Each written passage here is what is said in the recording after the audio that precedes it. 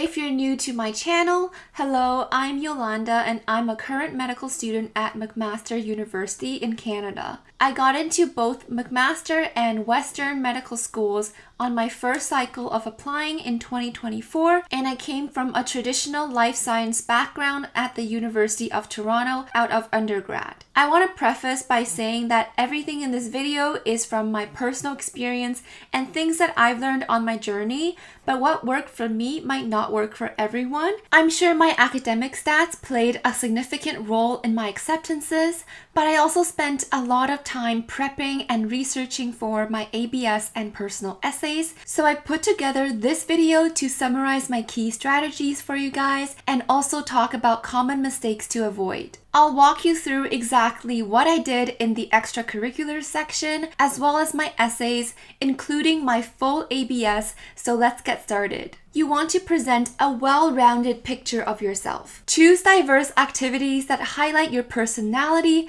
your hobbies, your passions, and your strengths from multiple perspectives, instead of solely what you believe a model medical student should look like. Medical schools can tell when you're just doing something for the sake of your application. They want to get to know you as a real person, not just as a student or future healthcare provider. You can include activities you do in your spare time, especially ones with long-term commitment, even adversities you've overcome. They may even strengthen your application because they'll show that you have the grit it takes to succeed in a tough profession. You also want to give a strong description of your activity, including the people you worked with. It's great to touch on a few learned lessons and skills, but don't worry too much about it because you won't have a lot of space, and some schools even emphasize that they only want simple descriptions. For example, UBC specifically declares that they only want you to write about what you did instead of any learned lessons. So you do have to find a good balance to cater to each school's expectations. You do want to have at least one activity under each CanMeds role, and if you can try to hit 2 CanMeds roles in one activity. You can use some buzzwords like collaboration and advocacy, but don't overdo it. Here's an example of a good entry.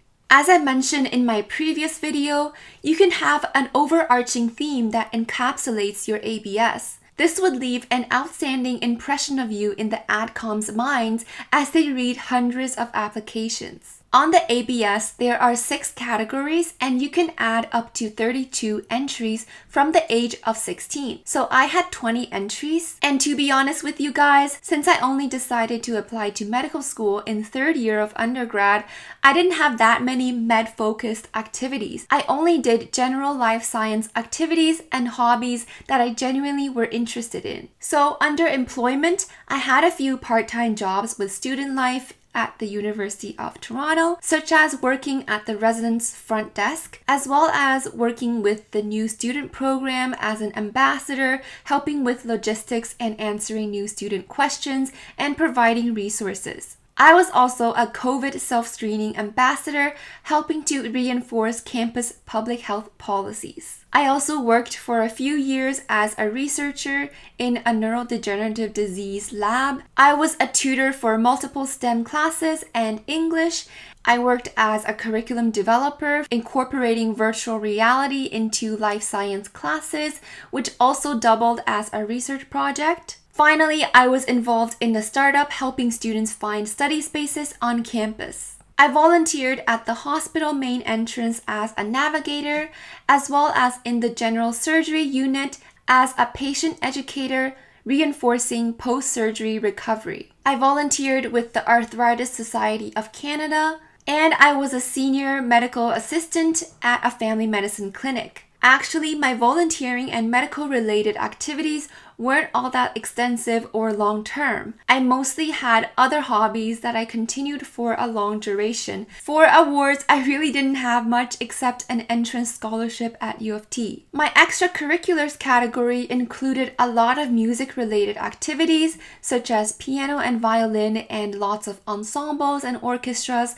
that I participated in since I was a kid. I was the communications and PR coordinator for a fundraiser club at University of Toronto under a charity called Hemoglobal. I later became a co-manager of a branch of that charity, which I highly recommend you join. It is a wonderful organization if you're interested. I basically recruited youths all across Ontario to raise money to fight blood diseases in Asia. At U of T, I was a leader of multiple study groups and I coordinated test review sessions for all of those classes. Under the other category, I just put some miscellaneous stuff like my research grant as well as my senior thesis project. I had a team project designing a software for a computer science class that I really enjoyed, and that is pretty much it for my ABS. A concern of many pre-meds is, do I need to have lots of publications? I know there's a huge pressure to get lots of publications. We all have that one classmate who is working in 5 labs and has like 10 publications. Yes, they will be helpful in getting you some bonus points, but I can assure you that they are not necessary. Usually only grad students might have a few publications,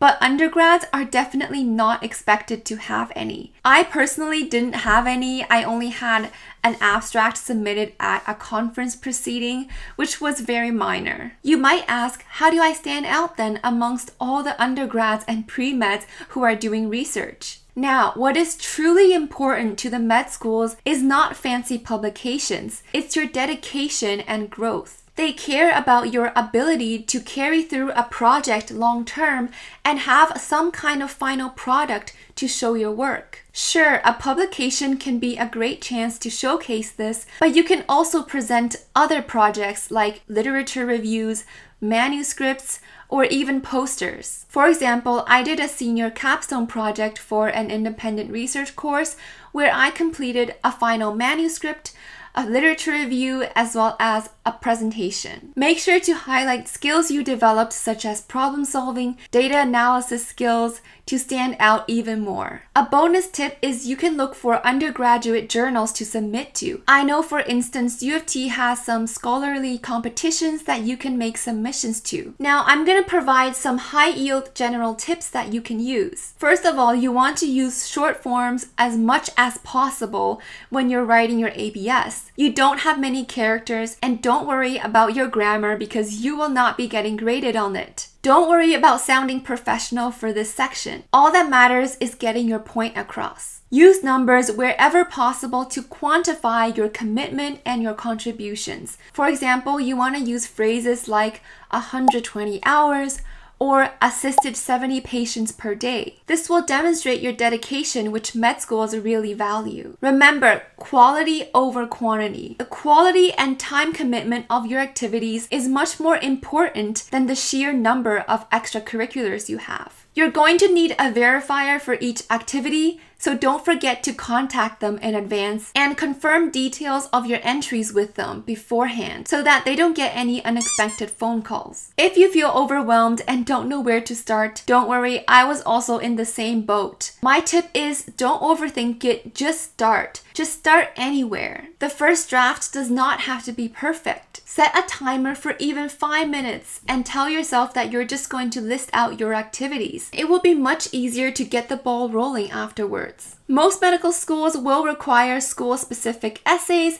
and short answer questions. A lot of people feel stuck on them because they don't want to sound too generic or arrogant, and it can be hard to talk about yourself. So here are some tips that I found really helpful. Read the question carefully and actually answer it. You'd be surprised how easy it is to go off topic. If the school asks you about an adversity you've overcome, don't turn it into a why medicine motivation question. Just answer the question and give them what they're looking for in the simplest way. I've spoken with physicians who sat on the admissions council for med schools, and basically often med schools will have a rubric that they follow with specific criteria that they want you to hit in your essays. It's best to be direct and concise to fit in your key points without adding unnecessary fluff to your text. Use logical structure so that they can follow easily. For essays asking you to expand on your extracurriculars, my advice is to try and hit a CanMeds role in each of your paragraphs. Be sure to read up on all the key concepts and competencies under each role as well, which I recommend you directly include to show a deeper, more well-rounded understanding. It will add richness to your essays because you won't be repeating the same broad categories over and over. Here's an example paragraph from one of my essays. You can see that I use a very specific structure: the context, what I did, what I learned, and how it connects to medicine. For most other essays, even if it gives you a specific prompt, you want to follow a basic essay structure: a strong hook and thesis, a few body paragraphs, and a strong conclusion with a take-home message. For essays asking you ethical or creative questions, you should still have the two key components of personal reflection or anecdote and a connection to medicine whenever appropriate. I believe in the show don't tell principle. You can say something like, during my volunteer shift, I sat with a patient who was nonverbal and distressed. I brought them a warm blanket and sat with them until help arrived, even though my shift was technically over. This shows empathy even though you did not outright say it, which is much more meaningful. Always take time to explain how this experience shaped you and how it will help you make a better physician in the future. Do not try and get into the ADCOM's heads and craft the perfect correct answer, because the truth is there is no perfect formula to get into med school. What I can tell you is that authenticity will shine through. We are all human and nobody's perfect. The ADCOMs can see your achievements and grades already, but they want to see that you own your mistakes and your shortcomings as well, as long as you talk about how you overcame them and how you grew from them. I'm not going to belabor this point since I talked about it in my medical school application guide video, but writing and editing takes time. You don't want to rush this process because you want to gather feedback as well. Start as early as you can. Ask people to read your essays. Ask as many people as possible. They don't even have to be professionals. They can be your friends, your mentors, or even family members. It's extremely beneficial to hear multiple perspectives, especially on opinion or ethical essays. Get feedback, but make sure the final version still adheres to your true voice. I know the application process can feel super overwhelming, but you've done the work already. Now it's just about telling your story authentically on paper. All of your experiences are unique and valuable. Remember, how you grew is just as important, if not more, than what you did. Check out the rest of my series for a full breakdown of the medical school application guide, as well as Casper and MCAT prep. It takes a lot of time to make these videos, so I would really appreciate it if you guys could let me know in the comments if you found this helpful, and subscribe for more.